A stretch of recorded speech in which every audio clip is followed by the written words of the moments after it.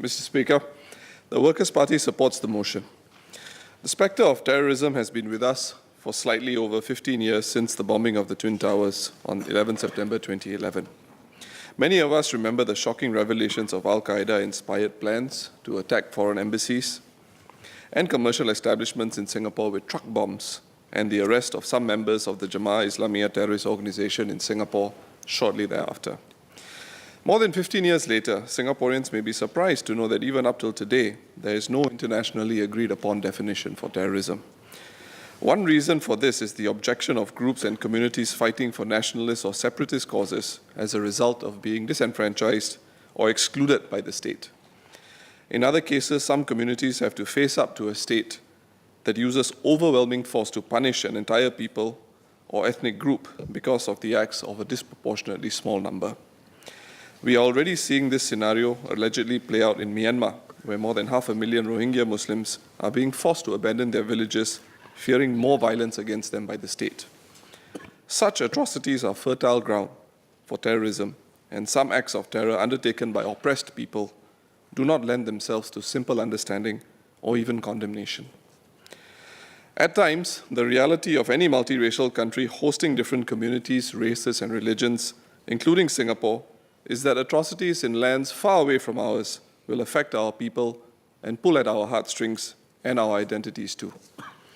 This prospect has taken on a whole new dimension with the advent of social media.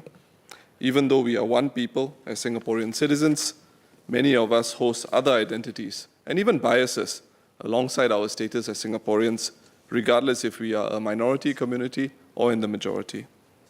In the 1980s, the ISD stepped in to prevent the Singapore Sikh community from taking their support through Sikh religious institutions for an independent Sikh homeland in Punjab too far. More historically, in the war years, many Chinese in Malaya, contributed and supported the resistance against the Japanese imperial forces throughout China and in Southeast Asia. Muslims are deeply affected when innocent Palestinians die in reprisal killings carried out by the Israeli state. While all these examples are not directly comparable, the point is that no matter what our race or religion, many of us do feel a deep sense of outrage when our kinsmen or women are bullied or wantonly killed anywhere in the world. The reaction is only human. But add religion to the mix, and feelings can cut to the bone. As a multiracial nation, we are susceptible to this reality of contested identities, and even more so now as our population grows in size and newer Singaporeans join our ranks. However, whether we are Singaporeans by birth or by choice, we are all invested in the well-being of this country in all aspects. We have to acknowledge that we pay allegiance to the President, our flag, and to the Constitution of the Republic of Singapore, a constitution that makes it a duty of any government to care for the interests of racial and religious minorities in Singapore. And so long as we do, our first loyalty is to Singapore and our way of life, which includes the well-being of family and friends, regardless of race, language, or religion. This must be so, and we must never relegate this first loyalty under any circumstance. To that end, I have observed ordinary Singaporeans, local NGOs and institutions, and even the Prime Minister in some cases, being openly supportive of humanitarian initiatives in some of the most politically tense and fraught regions in the world. The tragedy in the Rakhine State in Myanmar is not without controversy. But as a Singaporean, I was deeply moved to read of the Singapore Buddhist Federation and all Buddhist institutions strongly supporting the call by the Islamic Religious Council of Singapore, MUIS, to raise funds to provide relief to victims of the tragedy. As a Singaporean, I identified with the call of the Buddhist community, and it made me proud to be a Singaporean. Mr. Speaker, a common sense of humanity is a very powerful adhesive to fortify our social cohesion and multiracialism against the reality of terrorism. And it is this common humanity that we will have to call upon to deal with the type of terrorism we see today. The advent of ISIS has inspired a new generation of extremists who find no compulsion against using armed violence in any form against anyone. Catalyzed by developments in the Middle East and the rapid advancement of mobile technology in particular, the prospects of self-radicalized and outwardly unsuspicious Singaporeans joining the ISIS cause has infused a dangerous new dimension to terrorism. Well-equipped and well-endowed security agencies have nothing substantive in their arsenal to prevent a determined lone wolf attacker from going on a knifing rampage or hijacking a truck and mowing innocent people waiting for a bus, for example. This could well happen in Singapore. For example, a successful ISIS terrorist strike in Singapore, falsely carried out in the name of Islam, will test our social cohesion and resilience as one people. The Muslim community will come under the spotlight. Some extremist Muslims, particularly those overseas, may even celebrate such an attack, seeding even more doubt against the entire Malay Muslim community in Singapore. The ubiquitous nature of the social media will see some vile commentary which may prove hard to ignore, affecting the morale of the country and precipitating senseless reprisals, not all of which may be physical acts of violence. Avoiding the Malay Muslim community and a desire not to have anything to do with them are equally, if not more, damaging, because turning on the Malay Muslim community is the magic pill ISIS seeks to legitimize their narrative, one of oppression against Muslims.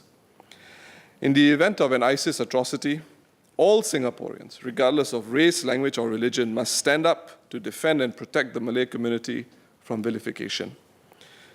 To reiterate, to turn on any community, let alone the Malay community, would be to blindly walk into the playbook of the terrorists who seek to divide Singaporeans and justify their cause. A few days ago, as the Workers' Party MPs were discussing this motion, Mr. Lau Tia Kiang recalled conversations with his constituents and friends of some Chinese Singaporeans being shielded from violence by their Malay friends and neighbors who invited them to stay in their homes with family members during the racial riots in Singapore in the 1960s.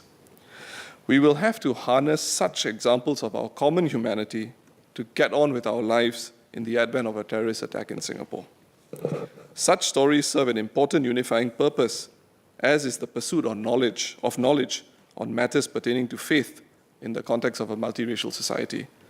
I do appreciate that not all stories are comfortable to discuss, but they do need to be shared because a sense of perspective, even if it is the government's perspective, can be critical. Some years ago, but less so now, in the course of house visits, I hear allegations about the government discriminating against the Malay community and the banning of the call to prayer or azan over loudhailers, a policy introduced many years ago. But when I share with them that some of our Chinese friends occasionally raise concerns about the government reserving land for Chinese temples within industrial estates, unlike mosques which tend to be centrally located within our communities and with good transport links, the conversation suddenly takes on a very different complexion. Views that originally started out as outright discrimination by the government start to moderate. When one hears the azan walking around in Jalan Sultan today, one realizes there can be nuance to policy decisions, and there is always scope for nuance in policy decisions. This is one reality of living in a multiracial country, and the inevitably uneven nature of give and take in matters of race and religion, a matter to which I will come back to shortly. Members of this House would agree that HDB living and urban living in general, with the races coexisting cheek by jowl, does increase the prospects of interracial misunderstandings to take place. They are usually innocuous, such as a shift worker trying to get some sleep or a student studying for exams, just as your Malay neighbors are hosting a marriage or your Chinese neighbors are carrying out funeral rites at the void deck or your Indian neighbor is pounding spices. But just as often as we hear complaints in our HDB estates of open burning of joss paper and the illegal parking of vehicles by congregants of various faiths at temples, mosques, or churches which spill over outside, we also hear of neighbors who are comfortable amongst each other and can rely on each other in times of need, exemplified in not just the food or the greetings they share, but the willingness to be race neutral, open-minded, and communicative, traits which are vital to living in a multiracial society. All members of this House would have experienced this in the course of their grassroots work. I do appreciate that things can get more complicated in the workplace, but race or religion should never be reasons not to hire or discriminate against someone. Chauvinistic behavior, an attitude of superiority, and intolerance exhibited by superiors or co-workers at the workplace, where we spend a large part of our day-to-day lives, will permeate not just into our attitudes, but into the values we pass on to our loved ones. This damages the quality of our multiracialism, and we must be mindful of passing on our prejudices and biases. In the same breath, workers of any race must recognize that we all must strive to do our best, not just in words but in deeds. A can-do spirit, positive work ethic, and a common sense of mission aligned with the needs of your company or organization can actually play a pivotal role in teaching racists about the futility and irrelevance of holding on to racist attitudes. Some Singaporeans might have to leave a job because of latent or even perceived discrimination. But whatever the bad experience, leave the prejudice or racism you experience behind too, for not all five fingers are the same. Mr. Speaker, it is clear a certain degree of tolerance is critical to living in a multiracial society like Singapore. And it is a testimony to Singaporeans and the sort of people we have molded ourselves to become over the last 50 years that we have come to live in peace with one another, in spite of the occasional hiccup, which is not unusual for a multiracial society. To that end, I see our multiracialism not just as a constant work in progress, but a glass that is half full as opposed to half empty. To live in peace and harmony, it is imperative everyone practices some give and take, and accept that for multiracialism to succeed and thrive, we must move forward with a live and let live attitude with respect to our racial and religious differences. And on this note, I would like to acknowledge the real and optical comfort the presence of members of the interreligious organization have communicated to many Singaporeans when they appear at various events. The government should look at how the good work of the IRO can be further enhanced and communicated in newer ways to better reach out to the next generation of Singaporeans and represent the common ground Singaporeans must cherish and protect.